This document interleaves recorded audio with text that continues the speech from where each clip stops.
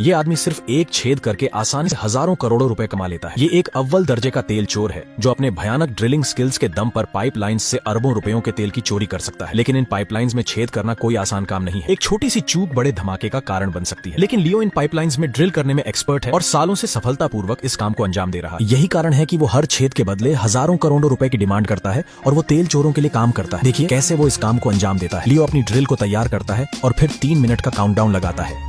Drill को oil pipe पर लगाता है और ड्रिल करना शुरू करता है और ठंडा करने के लिए बीच बीच में होल के अंदर कूलेंट डालते रहता है। वो अपने काम को पेशेवर तौर पर अंजाम देता है, लेकिन जैसे ही आखिरी मिलीमीटर की परत बचती है, लियो ड्रिल बिट को हटा देता है। ये देखकर बॉस टेंशन में आ जाता है। उसने ड्रिल करना क्यों रोक दिया जबकि अभी तक तेल बाहर आया ही नहीं था। लेकिन यही लियो के काम की खूबसूरती है। पता चलता है कि उसने 1 मिलीमीटर पहले ही ड्रिल करना इसलिए रोक दिया क्योंकि जब तेजी से पाइप में तेल को छोड़ा जाएगा तो ये पतली सी परत खुद ब खुद टूट जाएगी और इस तरह सुरक्षा भी बनी रहेगी। और काउंटडाउन के खत्म होते ही ऑयल पाइप में से होकर आने लगता है। ये देखकर बॉस बहुत खुश हो जाता है। वो लियो के काम की प्रशंसा करता है। वो उसकी मुलाकात किम से कराता है जो सबसे बड़ा तेल माफिया है और उसका लक्ष्य $30 बिलियन के तेल की चोरी करना है। लियो को इस बात की फिक्र है कि एक साथ इतनी मात्रा में तेल चोरी करने से पाइप के अंदर प्रेशर बहुत कम हो जाएगा जो आसानी से तेल कंपनियों की नजर में आ जाए। उसके अलावा ट्रांसपोर्टेशन और स्टोरेज भी बड़ी दिक्कत है। लेकिन किम को इस बात की कोई फिक्र नहीं क्योंकि उसने पहले ही एक पुराना वाटर प्लांट खरीद रखा है जहाँ पर पाइप के रास्ते तेल को स्टोर किया जाएगा। इस मिशन के खतरों और परेशानियों को देखते हुए लियो सीधे $1 बिलियन की मांग कर देता है और किम भी बिना झिझक तुरंत उसकी मांग स्वीकार कर लेता है। अब लियो को कुछ हेल्पर्स मुहैया कराए जाते हैं जिसमें एलन एक पाइपलाइन एक्सपर्ट है, डेव जो एक वेल्डिंग एक्सपर्ट है, सुरंग खोदने का विशेषज्ञ मार्क है और लूसी पूरे ऑपरेशन की निगरानी करेगी। सभी मिलकर एक टीम का गठन करते हैं जो मिलकर $30 मिलियन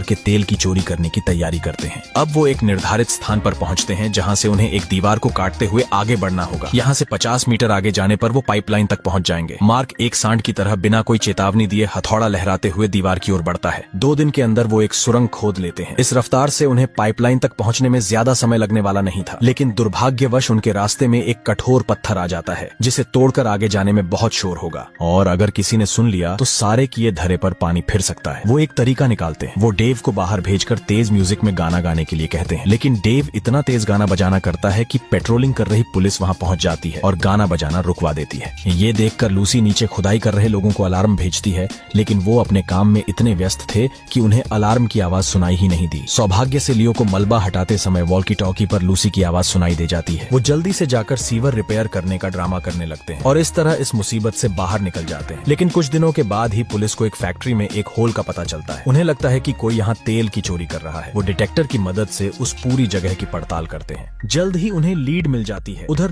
लूसी सीसीटीवी में पुलिस को बाहर खोजबीन करते हुए देख लेती है। वो जल्दी से अपनी टीम को बताने के लिए अलार्म बजाती है। अब जैसे ही उन्हें स्थिति का पता लगता है वो बाहर की ओर भागते हैं, लेकिन उसी समय पुलिस का बुलडोजर एक गैस पाइपलाइन को क्षतिग्रस्त कर देता है और जिससे लीक होने वाली गैस के संपर्क में आने से लियो बेहोश होकर गिर जाता है। सौभाग्य से उसका दोस्त एलन समय पर आकर उसकी जान बचा लेता है। उधर पुलिस को लगता है कि इसी गैस पाइपलाइन के कारण उन्हें तेल चोरी की गलतफहमी हुई होगी, मगर इस घटना से किम बहुत ज्यादा क्रोधित हो जाता है। उसका मानना था कि इन लोगों की लापरवाही के चलते पुलिस इतनी करीब पहुंच गई। जल्दी ही दोनों पक्षों में लड़ाई शुरू हो गई और इस मारामारी में किम के हाथों एलन को गोली लग जाती है और वो मारा जाता है। गोली की आवाज सुनकर पास में गश्त लगाती पुलिस मौके पर पहुंचती है। उससे पहले ही किम अपने आदमियों के साथ रवाना हो जाता है। उधर लियो और उसके साथी भी भाग निकलने में कामयाब हो जाते हैं। वो किम को ढूंढकर उससे एलन की मौत का बदला लेने की कसम खाते हैं, लेकिन किम को अभी भी अपने $30 बिलियन के तेल की चोरी की फिक्र है। वो किम एक बार फिर लियो से मुलाकात करता है। लियो अभी भी उसके साथ होने का दिखावा करता है, लेकिन इस बार वो $1 बिलियन के जगह $5 बिलियन की डिमांड करता है। किम के पास उसकी मांग स्वीकार करने के अलावा दूसरा कोई रास्ता नहीं था। अब लियो एक सुरंग के अंदर एक ऐसी जगह खोज लेता है जहाँ तेल पाइपलाइन के अलावा किम के वाटर प्लांट की पाइपलाइन भी मौजूद थी। यहाँ तेल पाइप में होल करके उसे वाटर पाइपलाइन से कनेक्ट करके आसानी से तेल चोरी किया जा सकता है। लूसी अपने कंप्यूटर द्वारा ऑयल कंपनी के सर्वेलेंस सिस्टम को हैक कर लेती है। अब लियो के पास अपना काम पूरा करने के लिए 5 मिनट का वक्त है। लियो अपनी ड्रिल उठाता है और अपने शानदार ड्रिलिंग स्किल्स के बदौलत 5 मिनट के अंदर होल करके उसे पानी की पाइपलाइन के साथ कनेक्ट कर देता है। अब लियो वाल्व खोलता है, जिसके अगले ही सेकंड तेल किम के कंटेनर्स में पहुंचना शुरू हो जाता है। ये देखकर किम बहुत खुश होता है, लेकिन फिर अचानक तेल की आपूर्ति बंद हो जाती है। पता चलता है लियो ने जानबूझकर वाल्व को बंद किया है। वो किम को धमकाता है कि वो तुरंत पैसा भेज दे वरना वो तेल भेजना बंद कर देगा। लेकिन